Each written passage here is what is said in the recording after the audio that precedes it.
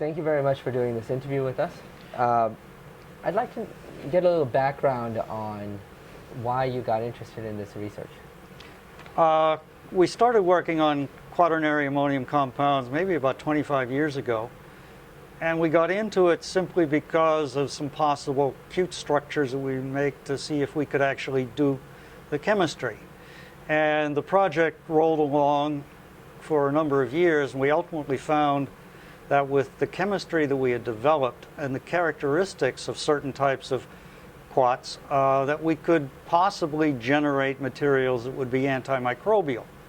So we started in an application of this to modifying surfaces of particular structures that, with the idea that they would be antimicrobial on contact.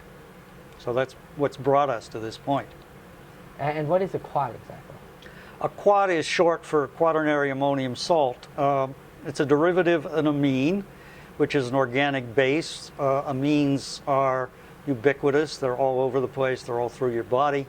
But a quat involves taking the normally tri-coordinated nitrogen and allowing it to react with an electrophile to put a fourth group on there.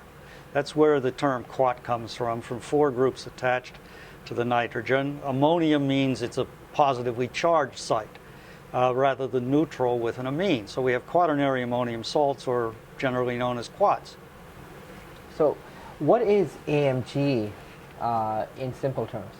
In simple terms, this is an approach where we can treat a surface by modifying that surface to incorporate a quaternary ammonium salt that has a lipid component along with the charge that will passively attack bacteria or fungi that come upon it and tear the cell wall apart and thereby kill the bacterium or the fungus. How do you see this AMG product being used and applied? Well, it's prophylactic. It would prevent the transmission of disease, bacterial or fungal disease. It's not a cure. If you're infected with a bacterium, this is not a treatment for it, but rather it's a preventative, a prophylactic for the transmission. You could put this on a physician's coat so that after examining a person with a particular disease, they wouldn't have to worry about going into another room and transmitting that disease. That the bacterium would be killed virtually instantly on the physician's coat. Similarly, you could use it on linens in a hospital room or in a hotel room. How long is it good for? It's good for as long as the material on which it's incorporated. If we're talking about binding this to a cotton fabric or fusing it into a polyester fabric, unless you do some drastic treatment to it that would either neutralize the charge or oxidize the material, it's going to last as long as the fabric is.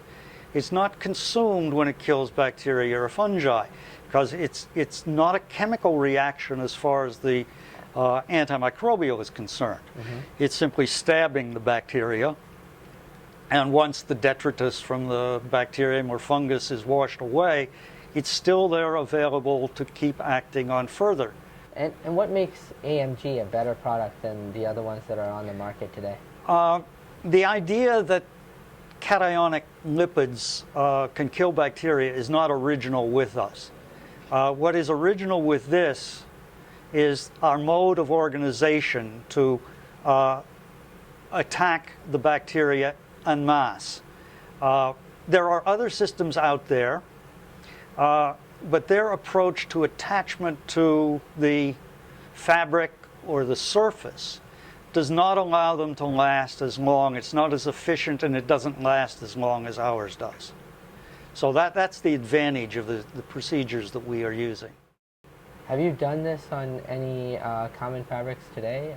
Oh, yes.